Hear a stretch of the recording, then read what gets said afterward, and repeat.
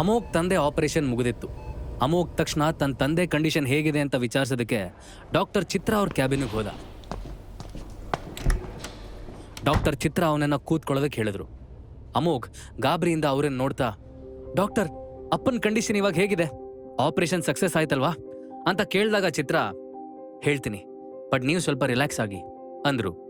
ಅವ್ರ ಮಾತು ಕೇಳಿ ಈಗ ಅಮೋಘ್ಗೆ ಟೆನ್ಷನ್ ಆಗೋದಕ್ಕೆ ಸ್ಟಾರ್ಟ್ ಆಯ್ತು. ಅಮೋಘನ್ ಮುಖದಲ್ಲಿದ್ದ ಟೆನ್ಷನ್ ನೋಡಿ doctor Chitra, don't worry Amogh, operation success ಆಗಿದೆ. Your father is out of danger. ಭಯ ಪಡುವಂತದ್ದೇನೂ ಇಲ್ಲ. He is perfectly all right ಅಂತ ನಗು ಮುಖದಲ್ಲಿ ಹೇಳಿದ್ರು. ಅಮೋಘ್ಗೆ ಆ ಮಾತು ಕೇಳಿ ತುಂಬಾ ಖುಷಿ ಆಯ್ತು. Oh, thank God doctor, thank you so much. ನಿಮಗೆಷ್ಟು ಥ್ಯಾಂಕ್ಸ್ ಹೇಳಿದ್ರು ಸಾಲದು ಅಂತ ಖುಷಿಯಿಂದ ಹೇಳ್ದ. ಅಷ್ಟಲ್ಲಿ ಒಂದಷ್ಟು ಜನ ಕಾರಿಡಾರ್ ಅಲ್ಲಿ ನಡ್ಕೊಂಡು ಬರ್ತಾ ಇರೋ ಶಬ್ದ ಕೇಳಿಸ್ತು. ಹಾಸ್ಪಿಟಲ್ ಡೈರೆಕ್ಟರ್ ಒಬ್ಬ ವ್ಯಕ್ತಿ ಜೊತೆ ಬರ್ತಿದ್ರು. ಅವರಿಬ್ರು ಡಾಕ್ಟರ್ ಚಿತ್ರ ಮತ್ತೆ ಅಮೋಘ್ ಇದ್ದ ಕ್ಯಾಬಿನ್ಗೆ ನೇರವಾಗಿ ಬಂದ್ರು. ಡೈರೆಕ್ಟರ್ ಅಮೋಘನ್ ಕಡೆ ಕೈ ತೋರಿಸಿ, ಸರ್, ನಾನು ಹೇಳಿದ್ನಲ್ಲ, ಇವನು ನಮ್ಮ ಸ್ಟಾಫ್ ಜೊತೆ ಮಿಸ್ಬಿಹೇವ್ ಮಾಡೋದಲ್ದೆ ಒಬ್ಬ ನರ್ಸ್ಗೆ ಕಿರುಕುಳ ಕೊಟ್ಟು ಬೆದರಿಕೆ ಕೂಡ ಹಾಕಿದಾನೆ. ನಾನು ಕೇಳೋದಕ್ಕೆ ಹೋಗಿದ್ದಕ್ಕೆ ನನ್ನನ್ನೇ ಹೆದರಿಸ್ತಾನೆ ಅಂತ ಒಂದೇ ಸಮನೆ ಅಮೋಘ್ ಮೇಲೆ ಆರೋಪ ಮಾಡೋದಕ್ಕೆ ಶುರು ಮಾಡಿದ್ರು. ಅಮೋಘ್ಗೆ ಆ ಡೈರೆಕ್ಟರ್ ಮಾತು ಕೇಳಿ ಆಶ್ಚರ್ಯ ಆಯ್ತು. ಆಗ್ಲೇ ತನ್ನ ಹತ್ರ ಚೆನ್ನಾಗೇ ಮಾತಾಡಿ ಇದ್ದಕ್ಕಿದ್ದಾಗೆ ಈ ಉಲ್ಟಾ ಹೊಡಿತಿರೋದು ನೋಡಿ ಅವನಿಗೆ ಒಂದ್ ರೀತಿ ಕನ್ಫ್ಯೂಸ್ ಆಯ್ತು.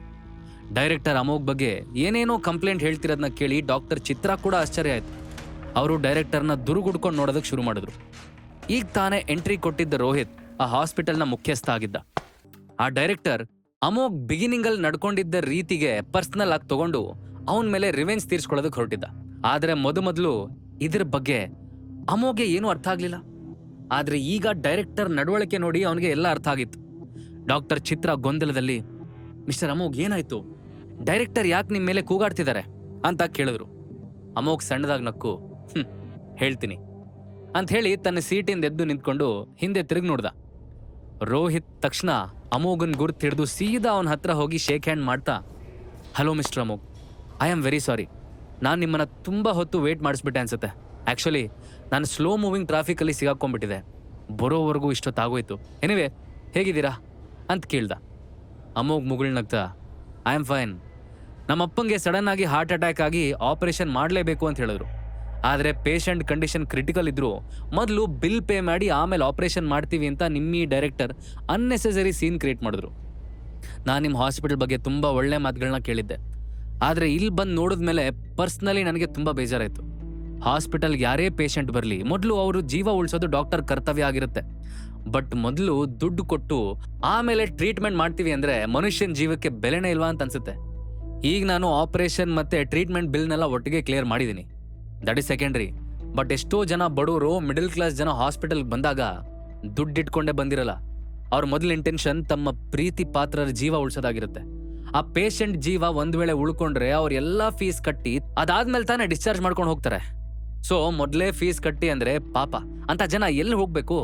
ಅದಕ್ಕೆ ನಿಮ್ ಡೈರೆಕ್ಟರ್ಗೆ ಮೊದಲು ಪೇಷಂಟ್ ಉಳಿಸೋದ್ರ ಬಗ್ಗೆ ಗಮನ ಕೊಡಿ, ದುಡ್ಡಿನ ಬಗ್ಗೆ ತಲೆ ಕೆಡ್ಸ್ಕೊಬಿಡಿ ಅಂತ ಪಾಠ ಹೇಳಿದೆ ಅಷ್ಟೇ. ಅವ್ರು ನಿಮ್ಗೆ ಏನ್ ಹೇಳಿ ಕರ್ಕೊಂಡ್ ಬಂದಿದಾರೋ ನನಗಂತೂ ಗೊತ್ತಿಲ್ಲ ಅಂತ ರೋಹಿತ್ಗೆ ಅಲ್ಲಿ ನಡೆದಿದ್ದನ್ನೆಲ್ಲ ಎಳೆಯಾಗಿ ಬಿಡಿಸಿ ಹೇಳ್ದ. ರೋಹಿತ್ಗೀಗ ಕ್ಲಿಯರ್ ಪಿಕ್ಚರ್ ಸಿಕ್ಕಿತ್ತು. ಅವನು ಆ ಡೈರೆಕ್ಟರ್ ಕಡೆ ತಿರುಗಿ ನೋಡ್ದ. ಡೈರೆಕ್ಟರ್ಗೆ ತಾನು ಇರಲಾರದಿರುವೆ ಬಿಟ್ಕೊಂಡೆ ಅನ್ನೋ ಫೀಲ್ ಬರ್ತಿತ್ತು. ಸುಮ್ಮನಿದ್ರೆ ಅದೆಲ್ಲ ಸೀನ್ ಕ್ರಿಯೇಟೇ ಆಗ್ತಿರ್ಲಿಲ್ಲ. ಇವಾಗ ತಾನೇ ತೋಡಿದ ಗುಂಡಿಲಿ ತಾನೇ ಬಿದ್ದಂಗೆ ಆಗ್ಬಿಟ್ಟಿತ್ತು. ರೋಹಿತ್ನ ಹೇಗೆ ಸಮಾಧಾನ ಮಾಡೋದು ಅಂತ ಗೊತ್ತಾಗದೆ ಅವರು, ಇಲ್ಲ ಸರ್, ಸುಳ್ಳು ಹೇಳ್ತಿದ್ದಾರೆ, ನಮ್ಗೆಲ್ಲ ಬಾಯಿಗೆ ಬಂದಂಗೆ ಬೈದು ನಿಮ್ಮ ಎದುರು ಒಳ್ಳೆಯವ್ರ ಥರ ಪೋಸ್ ಕೊಡ್ತಿದ್ದಾರೆ ಅಂತ ಮತ್ತೆ ಅಮೋಘ್ ಮೇಲೇನೆ ಆರೋಪ ಮಾಡ್ದ. ಅತಿ ಬುದ್ಧಿವಂತಿಕೆ ಅಂದ್ರೆ ಇದೇ ಇರಬೇಕು. ಇಷ್ಟಾದ್ಮೇಲೂ ಡೈರೆಕ್ಟರ್ ಮತ್ತದೇ ತಪ್ಪನ್ನ ಕಂಟಿನ್ಯೂ ಮಾಡಿದ್ರು. ರೋಹಿತ್ಗೆ ಡೈರೆಕ್ಟರ್ ಮಾತು ಕೇಳಿ ಕೋಪ ಬಂತು. ಅವನು, ಶಟಪ್, ನಿಮ್ಮನ್ನ ನೀವೇನ್ರಿ ಅನ್ಕೊಂಡಿದ್ದೀರಾ? ಈ ಆಸ್ಪತ್ರೆನ ನಾನು ಕಟ್ಸಿದ ಉದ್ದೇಶ ಏನು ಅಂತ ಗೊತ್ತೇನ್ರಿ? ಚಿಕ್ಕ ವಯಸ್ಸಲ್ಲಿ ನನ್ನ ತಂಗಿಗೆ ಸರಿಯಾದ ಸಮಯಕ್ಕೆ ಟ್ರೀಟ್ಮೆಂಟ್ ಸಿಗದೆ ನನ್ನ ಕಣ್ಣೆದರೆ ಪ್ರಾಣ ಬಿಟ್ಲು. ಅವಳಿಗಾದ ಸ್ಥಿತಿ ಬೇರೆ ಯಾರಿಗೂ ಬರಬಾರ್ದು ಅಂತ ನಾನು ಈ ಹಾಸ್ಪಿಟಲ್ ಕಟ್ಸಿದ್ದು. ನಾನು ಯಾವತ್ತಾದ್ರೂ ನಿಮಗೆ ಮೊದಲು ದುಡ್ಡು ಕಟ್ಟಿಸ್ಕೊಂಡು ಆಮೇಲೆ ಟ್ರೀಟ್ಮೆಂಟ್ ಕೊಡಿ ಅಂತ ಹೇಳಿದ್ದೇನೇನ್ರಿ? ಪ್ರತಿ ಮೀಟಿಂಗಲ್ಲೂ ನನ್ನ ಗಂಟ್ಲು ಹರಿದು ಹೋಗೋ ಹಾಗೆ ಏನೇ ಆಗಲಿ ಪೇಷಂಟ್ ಪ್ರಾಣ ಉಳಿಸೋದು ನಮ್ಮ ಫಸ್ಟ್ ಪ್ರೆಫರೆನ್ಸ್ ಅಂತ ಪದೇ ಪದೇ ಹೇಳಲ್ವಾ? ಹಾಗಿದ್ರು ನೀವು ಈ ರೀತಿ ಮಾಡ್ತಿದ್ದೀರಾ ಅಂದರೆ you are unfit for this position. ನನ್ನ ಉದ್ದೇಶನ ನೀವು ತಲೆ ಕೆಳಗಾಗಿ ಮಾಡೋದಕ್ಕೆ ಹೊರಟಿದ್ದೀರಲ್ಲ ಅಂತ ಡೈರೆಕ್ಟರ್ ಮುಖಕ್ಕೆ ಕೂಗಿದ. ರೋಹಿತ್ ಮಾತುಗಳನ್ನ ಕೇಳಿ ಡೈರೆಕ್ಟರ್ಗೆ ಭಯ ಶುರುವಾಯಿತು. ಈಗ ಅವರಿಗೆ ತಪ್ಪು ಒಪ್ಕೊಳ್ಳದೆ ಬೇರೆ ದಾರಿ ಇರಲಿಲ್ಲ. ಅವರು ರೋಹಿತ್ ಹತ್ರ ಬಂದು ಕೈ ಮುಗಿದು, ಸಾರಿ ಸರ್, ನನಗೆ ನನ್ನ ತಪ್ಪಿನ ಅರಿವಾಗಿದೆ, ನಾನು ಇನ್ನು ಮುಂದೆ ಹಾಗೆ ನಡ್ಕೊಳ್ಳಲ್ಲ. ನನಗೊಂದೇ ಒಂದ್ಸಲ ಅವಕಾಶ ಕೊಡಿ ಅಂತ ಬೇಡ್ಕೊಂಡ್ರು. ಬಾಯಿ ಮುಚ್ಚ್ರಿ ನೀವು ಫಸ್ಟು. ನೀವು ಮಾತಾಡ್ತಿರೋದನ್ನ ಕೇಳಿಸ್ಕೊಂಡ್ರೆ ನನಗೆ ಇರಿಟೇಟ್ ಆಗ್ತಿದೆ. ಇಂಥ ಇರ್ರೆಸ್ಪಾನ್ಸಿಬಲ್ ಪರ್ಸನ್ ನಮ್ಮ ಹಾಸ್ಪಿಟಲ್ ಡೈರೆಕ್ಟರ್ ಅಂತ ಹೇಳ್ಕೊಳ್ಳೋದಕ್ಕೂ ನಾಚಿಕೆ ಆಗುತ್ತೆ. ನಿಮ್ಮನ್ನ ಈಗಲೇ ಪೊಸಿಷನಿಂದ ಕಿತ್ತಾಕ್ತಿದ್ದೀನಿ. ನೀವು ಇಲ್ಲಿಂದ ಈಗಲೇ ಜಾಗ ಖಾಲಿ ಮಾಡ್ಬೋದು ಅಂತ ರೋಹಿತ್ ರೇಗ್ದ. ಆಗ ಅಮೋಘ್ ರೋಹಿತ್ನ ತಡಿತಾ, ಇಟ್ಸ್ ಓಕೆ ರೋಹಿತ್, ತಪ್ಪು ಮಾಡೋದು ನಾರ್ಮಲ್. ಅಂದಾಗೆ ನನ್ನ ತಂದೆನ ಉಳಿಸಿದ್ದು ಡಾಕ್ಟರ್ ಚಿತ್ರ ಅವರು ಅಂತ ಹೇಳ್ತಾ ಚಿತ್ರ ಕಡೆ ನೋಡ್ದ. ಸುಕನ್ಯಾ ತಕ್ಷಣ ಹತ್ರ ಬಂದು, ಅಮೋಘ್, ಅಪ್ಪಂಗೆ ಎಚ್ಚರ ಆಯ್ತಾ? ಅವ್ರು ಹೇಗಿದ್ದಾರೋ ಈಗ ಅಂತ ಕೇಳಿದ್ಲು. ಅಮೋಘ್ ಅವ್ರ ಭುಜ ಬಳಸಿ, ಹೌದಮ್ಮ, ಅಪ್ಪನ ಆಪರೇಷನ್ ಸಕ್ಸಸ್ ಆಗಿದೆ. ಅಪ್ಪ ಈಗ ಹುಷಾರಾಗಿದ್ದಾರೆ ಅಂತ ಡಾಕ್ಟರ್ ಹೇಳಿದ್ದಾರೆ. ಭಯ ಪಡುವಂಥದ್ದೇನೂ ಇಲ್ಲ. ನೀನು ಇನ್ನೊಂದು ಸ್ವಲ್ಪ ಹೊತ್ತು ಇಲ್ಲೇ ರೆಸ್ಟ್ ಮಾಡು. ಅಪ್ಪನ್ನ ವಾರ್ಡ್ಗೆ ಶಿಫ್ಟ್ ಮಾಡಿದ್ಮೇಲೆ ನೀನು ಹೋಗಿ ನೋಡ್ಬೋದು ಅಂತ ಹೇಳಿ ಅವ್ರ ತಲೆ ಸವರ್ದ. ಅಷ್ಟರಲ್ಲಿ ರೋಹಿತ್, ಅಮೋಘ್, ನಾನು ನಿಮ್ಮ ಹತ್ರ ಸ್ವಲ್ಪ ಪರ್ಸ್ನಲಾಗಿ ಮಾತಾಡಬೇಕಿತ್ತು ಅಂದ. ಅದನ್ನು ಕೇಳಿ ಸುಕನ್ಯಾ, ಅಮೋಘ, ನಿಂಗೇನಾದರೂ ಬೇರೆ ಕೆಲಸ ಇದ್ದರೆ ಮುಗಿಸ್ಕೊಂಬ. ನಾನು ನಿಮ್ಮ ಅಪ್ಪನ ಯಾವ ವಾರ್ಡಿಗೆ ಶಿಫ್ಟ್ ಮಾಡ್ತಾರೆ ಅಂತ ಕೇಳ್ಕೊಂಡು ಅಲ್ಲಿ ಬರ್ತೀನಿ ಅಂದರು. ಸ್ವಲ್ಪ ಹೊತ್ತಿನ ನಂತರ ಅಮೋಘ್ ರೋಹಿತ್ ಮನೆಗೆ ರೀಚ್ ಆದರು. ರೋಹಿತ್ ಅಮೋಘನ್ ವೆಲ್ಕಮ್ ಮಾಡ್ತಾ ಸೋಫಾ ಮೇಲೆ ಕೂತ್ಕೊಳ್ಳೋದಕ್ಕೆ ಹೇಳ್ದ. ಮನೆ ಕೆಲಸದವರು ಅಮೋಘ್ಗೆ ಕುಡಿಯೋದಕ್ಕೆ ಜ್ಯೂಸ್ ತೊಗೊಂಡು ಬಂದು ಕೊಟ್ರು. ಅಮೋಘ್ ಜ್ಯೂಸ್ ಕುಡಿತಾ ಇಡೀ ಮನೆ ಕಡೆ ಒಂದ್ಸಲ ಕಣ್ಣಾಯಿಸ್ದ. ರೋಹಿತ್, ಒಂದು ನಿಮಿಷ ಅಮೋಘ್, ಬಂದೆ ಅಂತ ಹೇಳ್ತಾ ಕಿಚನ್ ಕಡೆಗೆ ಹೋದ್ರು. ಅವನು ಅಷ್ಟು ಗಡಿ ಬಿಡಿಲಿ ಹೋಗಿದ್ದು ನೋಡಿ ಅಮೋಘ್ ಕೂಡ ಅವನನ್ನು ಫಾಲೋ ಮಾಡ್ದ. ಅಡುಗೆ ಮನೆಯಲ್ಲಿ ರೋಹಿತ್ ಏನೋ ಹುಡ್ಕೋದಕ್ಕೆ ಶುರು ಮಾಡ್ದ. ಅದನ್ನು ನೋಡಿ ಅಮೋಘ್, ರೋಹಿತ್, ನೀವು ಹುಡುಕ್ತಿರೋದು ಇದನ್ನೇ ಅಂತ ಅನ್ಸುತ್ತೆ ನನಗೆ ಅಂತ ಹೇಳ್ತಾ ತನ್ನ ಪಾಕೆಟಿಂದ ಒಂದು ಚಿಕ್ಕ ಬಾಟಲ್ ತೆಗೆದ. ಅದರೊಳಗೆ ಕೆಂಪು ಬಣ್ಣದ ಟ್ಯಾಬ್ಲೆಟ್ಸ್ ಇತ್ತು. ಅಮೋಘ್ ಗಿಡಮೂಲಿಕೆಯಿಂದ ತಯಾರಿಸಿದ ನ್ಯಾಚುರಲ್ ಹರ್ಬಲ್ ಟ್ಯಾಬ್ಲೆಟ್ನ ಟೇಬಲ್ ಮೇಲೆ ಸುರಿದ. ಓ ಅಮೋಘ್, ಇದನ್ನ ನಿನ್ನ ಪಾಕೆಟಲ್ಲೇ ಇಟ್ಕೊಂಡಿದ್ಯಾ ಅಂತ ರೋಹಿತ್ ಆ ಮಾತ್ರೆಗಳನ್ನ ಕಣ್ಣರಳಿಸ್ಕೊಂಡು ನೋಡ್ದ. ಅಮೋಘ್ ರೋಹಿತ್ಗೆ ಅಶ್ಯೂರ್ ಮಾಡ್ತಾ, ಡೋಂಟ್ ವರಿ ಮಿಸ್ಟರ್ ರೋಹಿತ್, ನೀವು ಇದನ್ನು ತೊಗೊಂಡ ನಂತರ ತುಂಬ ರಿಲ್ಯಾಕ್ಸ್ಡ್ ಆಗುತ್ತೆ. ಇದರಲ್ಲಿ ಹಾಕಿರೋ ವಸ್ತುಗಳಿಂದ ನಿಮ್ಮ ಸುಸ್ತೆಲ್ಲ ಹೋಗಿ ಎನರ್ಜಿನ ಬೂಸ್ಟ್ ಮಾಡುತ್ತೆ ಅಂತ ಹೇಳ್ದ. ಅದನ್ನು ಕೇಳಿ ರೋಹಿತ್ಗೆ ತುಂಬ ಖುಷಿ ಆಯಿತು. ಅವರು, wow mister Amogh, that sounds amazing ಅಂದರು.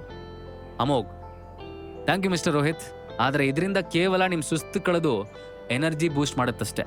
ಒಂದು ವೇಳೆ ಇದಕ್ಕಿಂತ ಹೆಚ್ಚು ಅಡ್ವಾಂಟೇಜ್ ಬೇಕು ಅಂದರೆ ಬೇರೆ ಟ್ಯಾಬ್ಲೆಟ್ಸ್ ತಗೋಬೇಕಾಗುತ್ತೆ ಅಂತ ಹೇಳ್ದ. ಆಗ ರೋಹಿತ್, ಮಿಸ್ಟರ್ ಅರಸ್, ನಿಮಗೆ ನಾನು ಈ ಟ್ಯಾಬ್ಲೆಟ್ಸ್ಗಳನ್ನ ತೊಗೊಂಡ್ಮೇಲೆ ದುಡ್ಡು ಕೊಡದೆ ಮೋಸ ಮಾಡ್ತೀನಿ ಅಂತ ಅನ್ಸಲ್ವಾ ಅಂತ ಕೇಳ್ದ. ಅಮೋಘ್ ಅದಕ್ಕೆ ಸ್ಮೈಲ್ ಮಾಡ್ತಾ, ನನಗೆ ನಿಮ್ಮ ಮೇಲೆ ನಂಬಿಕೆ ಇದೆ. ಅದ್ರ ಜೊತೆಗೆ ಇವತ್ತು ನಿಮ್ಮನ್ನು ಹಾಸ್ಪಿಟ್ಲಲ್ಲಿ ನೋಡಿದ್ಮೇಲೆ ನೀವು ಅಷ್ಟೊಂದು ಹಣನ ಅಫೋರ್ಡ್ ಮಾಡ್ತೀರಿ ಅಂತಲೂ ಗೊತ್ತಾಗಿದೆ. ಸೊ ನನಗೆ ಯಾವ ಭಯನೂ ಇಲ್ಲ. ಈಗ ಫಸ್ಟ್ ನಿಮಗೆ ಈ ಪಿಲ್ ಎಷ್ಟು ಹೆಲ್ಪ್ ಮಾಡುತ್ತೆ ಅಂತ ನೋಡಬೇಕು. ಹಾಗಾಗಿ ಮೊದಲು ಇದನ್ನು ತಗೊಳ್ಳಿ, ಆಮೇಲೆ ಸ್ವಲ್ಪ ಹೊತ್ತು ರಿಲ್ಯಾಕ್ಸ್ ಮಾಡಿದ ನಂತರ ನಿಧಾನವಾಗಿ ಉಸಿರಾಡಿ ಅಂತ ಸಜೆಸ್ಟ್ ಮಾಡ್ದ. ರೋಹಿತ್ ಹೆಚ್ಚು ಟೈಮ್ ವೇಸ್ಟ್ ಮಾಡಿದೆ ಅಮೋಘ್ ತಂದು ಕೊಟ್ಟಿದ್ದ ಪಿಲ್ ತೊಗೊಂಡ. ಅಮೋಘ್ ಕೂಡ ಅವನಿಗೆ ರಿಲ್ಯಾಕ್ಸ್ ಆಗೋದಕ್ಕೆ ಟೈಮ್ ಕೊಟ್ಟು ಹಾಲಲ್ಲಿ ನೇತು ಹಾಕಿದ ಆ್ಯಂಟಿಕ್ ಪೇಂಟಿಂಗ್ಸ್ ನೋಡೋದಕ್ಕೆ ಸ್ಟಾರ್ಟ್ ಮಾಡ್ದ. ಈ ಗ್ಯಾಪಲ್ಲಿ ರೋಹಿತ್ ತನ್ನ PA'n ಕರೆದು ಅಮೋಘ್ ಹೆಸರಿಗೆ 5 ಲಕ್ಷನ ಟ್ರಾನ್ಸ್ಫರ್ ಮಾಡೋಕ್ಕೆ ಕೂಡ ಹೇಳಿದ್ದ. ಮನೆನೆಲ್ಲ ನೋಡ್ತಾ ಇದ್ದ ಅಮೋಘ್ ಒಂದೊಂದೇ ಡೆಕೋರೇಷನ್ ವಸ್ತುಗಳನ್ನ, ವಾಲ್ ಪೇಂಟಿಂಗ್ಸ್ನ ಅಬ್ಸರ್ವ್ ಮಾಡ್ತಿದ್ದ. ಫ್ರಂಟ್ ಡೋರ್ ಮೇಲಿರೋ ಡಿಸೈನ್ ಅವನನ್ನು ಅಟ್ರಾಕ್ಟ್ ಮಾಡ್ತು. ಅವನದ್ರ ಹತ್ರ ಬಂದು ಅದನ್ನೇ ಸೂಕ್ಷ್ಮವಾಗಿ ಗಮನಿಸ್ದ. ಅವನಿಗೆ ಯಾಕೋ ಏನೋ ಸರಿ ಇಲ್ಲ ಅಂತ ಅನ್ಸೋದಕ್ಕೆ ಸ್ಟಾರ್ಟ್ ಆಯಿತು. ಅಷ್ಟರಲ್ಲಿ ಅಲ್ಲಿಗೆ ಎದ್ದು ಬಂದ ರೋಹಿತ್, ಮಿಸ್ಟರ್ ಅಮೋಘ್, ನಿಮ್ಮ ಪಿಲ್ ನಿಜವಾಗ್ಲೂ ಚೆನ್ನಾಗಿದೆ. ನಾನು ತೊಗೊಂಡು ಜಸ್ಟ್ 10 ನಿಮಿಷ ಆಗಿದೆ ಅಷ್ಟೇ, ಆಲ್ರೆಡಿ ನನಗೆ ತುಂಬ ರಿಫ್ರೆಶ್ ಫೀಲ್ ಆಗ್ತಿದೆ ಅಂತ ಖುಷಿಯಿಂದ ಹೇಳ್ದ. Amogh, thank you so much mister Rohit. ಕೇವಲ ಒಂದು ಪಿಲ್ ತೊಗೊಂಡು ನಿಮಗೆ ಇಷ್ಟೊಂದು ರಿಫ್ರೆಶಿಂಗ್ ಅನ್ನಿಸ್ತಾ ಇದೆ ಅಂದರೆ ಅದರರ್ಥ ನೀವು ನಿಮ್ಮ ಹೆಲ್ತಿಗೆ ತುಂಬ ಇಂಪಾರ್ಟೆನ್ಸ್ ಕೊಟ್ಟಿದ್ದೀರಿ ಅಂತ ಅಂದ. ನಂತರ ಮತ್ತೆ ಫ್ರಂಟ್ ಡೋರ್ ಕಡೆ ತಿರುಗಿ ಅದನ್ನೇ ನೋಡೋದಕ್ಕೆ ಸ್ಟಾರ್ಟ್ ಮಾಡ್ದ. ಅಮೋಘ್ ಡೋರ್ ಹತ್ರ ಏನನ್ನು ಅಬ್ಸರ್ವ್ ಮಾಡ್ತಿದ್ದಾನೆ. ಅಮೋಘ್ ಯಾಕೆ ಅಲ್ಲೇನೋ ಸರಿ ಇಲ್ಲ ಅಂತ ಅನಿಸ್ತಿದೆ. ಹಾಗಾದ್ರೆ ಈಗಲೇ ಡೌನ್ಲೋಡ್ ಮಾಡಿ ಪಾಕೆಟ್ FM ಮತ್ತು ಕೇಳಿ ಅರಸು.